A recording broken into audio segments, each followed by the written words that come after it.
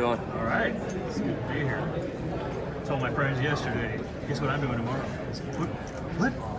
So, it's year round, right? About that time. Coach, Year round. Yeah, it is.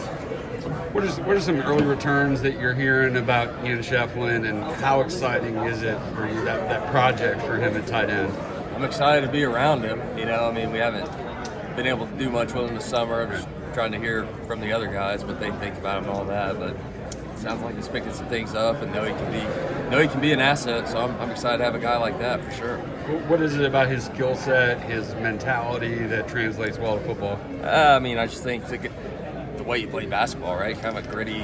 Obviously, he's big. He's huge for our sport. Saw some of his high school tape and things that he did in high school. So, some things aren't going to be totally foreign to him or new to him.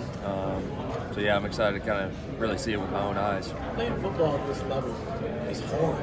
What's realistic for Ian Shefflin? Is it realistic that he can be impactful? Oh yeah, I think for sure. There's a handful of guys I can think about right now in the last 5-10 years or so that have kind of had a similar story. Played basketball and went and played football for a year, and caught balls or sacked a quarterback or whatever it is. Playing tight end, defensive end is what you typically see them play.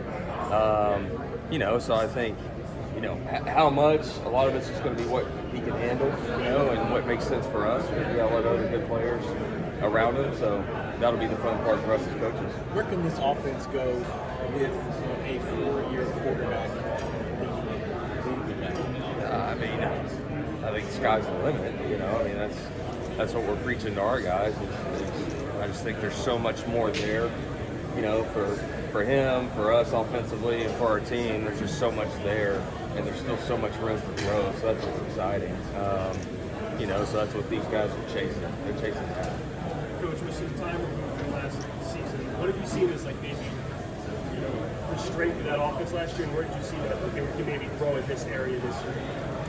Every team's different. I know we're returning a lot of guys, but you got some new pieces and some critical places where there's some opportunity for some different people. So, it's always a different team, even though you're returning a bunch of faces that have played a lot of snaps together. But I think the different parts of the season, there were some different strengths a year ago. And so I think now kind of understanding what our identity is a little bit earlier, figuring out some of these new pieces, like I mentioned, with the opportunity that they're going to have, I think that's going to be the critical thing to kind of identify early.